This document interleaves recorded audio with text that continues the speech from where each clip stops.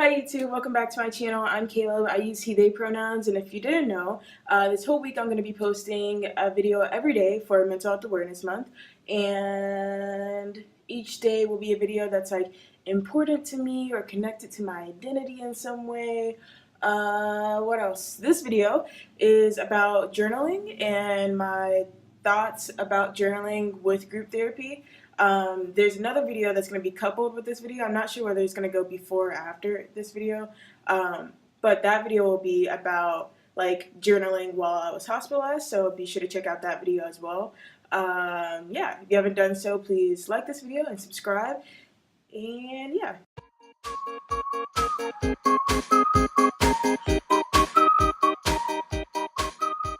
So a part of doing group, we had like homework, and part of the homework was to like write down like, I mean, I can go ahead and like read one of the tasks.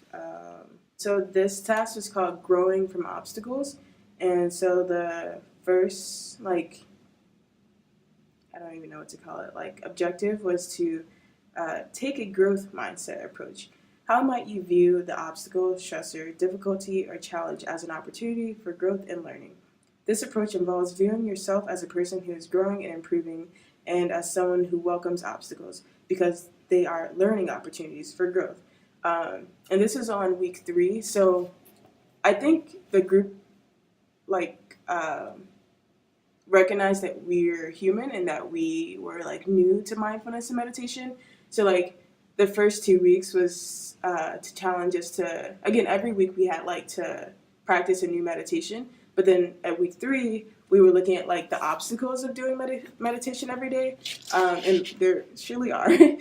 Some of the obstacles that's like listed on here is like pain or discomfort. Like it's might be like discomforting to try and like force your body to sort of like slow down, or like tiredness, which is something like I experienced because I would try and do meditation at night because like I know after I meditate I feel like calm and like therefore I feel like sleepy, but sometimes I would meditate and then just fall asleep, which is like not, you know. Another obstacle is like wandering mind, which can like, one example might just be like your mind just wanting to go everywhere, or it might be your mind like judging yourself as you're doing the meditation because you're like not doing it right.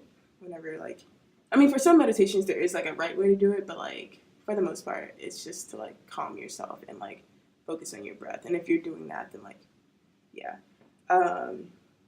Another obstacle might be like feeling obligated, which is something that I sort of felt because I was doing the group. I like would meditate, like, because there were also 3-minute meditations that we could do.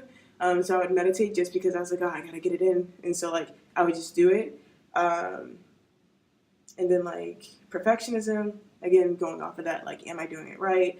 Am I even good enough to like do it? Am I reaching the enlightenment? Which is like, I have never reached that with meditation, but okay.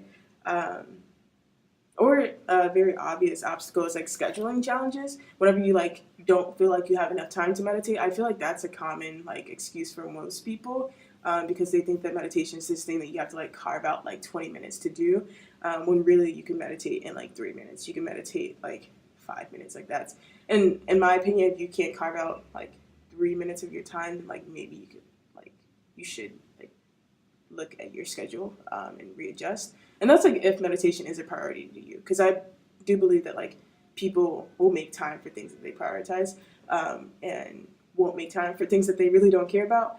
Kind of got sidetracked there. Going back, what was I talking about? Oh, journal thoughts. So yeah, one of our journaling topics was to sort of like explore these challenges, and instead of looking at the challenges as like, oh, this thing that like it's just an obstacle and just like a really difficult like challenge, you're supposed to look at it as like an opportunity for growth and learning. So an opportunity for growth might be like, if I'm feeling like tired every time I meditate, maybe like what I'm learning about myself is the fact that like I'm not getting enough sleep every day, or what I'm learning about myself is the fact that like I should go to bed earlier, that I like am waking up too early, like things like that.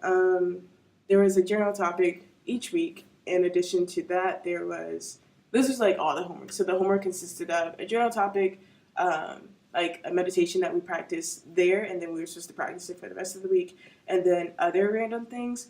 Eventually, as the weeks went on, they challenged us to like incorporate like talking to other people in our life about like whatever sort of. So hold on. I know there was like a strengths interview thing where you like had to talk to someone and ask, like, show them the list of character strengths, and then ask them like what like character strengths do they see in themselves, or what character strengths do they see in like the story that they told. Because the first part was that they were supposed to tell a story, and then you ask them like, okay, like from that story, what character strengths were you practicing? And that was useful because it just helped us to like again better understand like the language of character strengths and see how character strengths are literally present in like almost everything that we do, even if it doesn't seem like it. Like we could be practicing kindness, we could be even if we're not even practicing kindness towards others, we could be practicing kindness towards ourselves.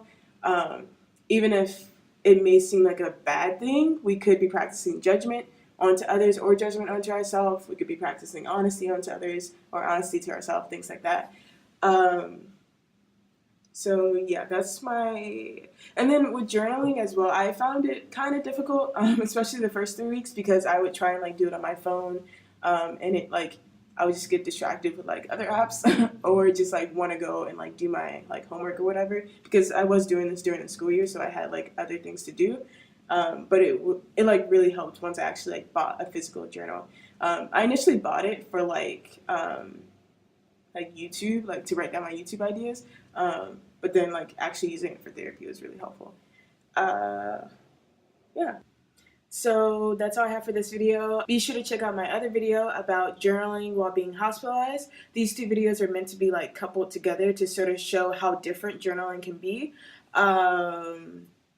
In the comments below, tell me your thoughts about journaling. Like, do you journal in a physical journal, or do you like journal like in your phone, like in the notes section? Yeah, so go ahead and like comment that below. And if you haven't done so yet, please like the video. It supports me. And go ahead and subscribe to my channel. Until next time. All right, have a great week.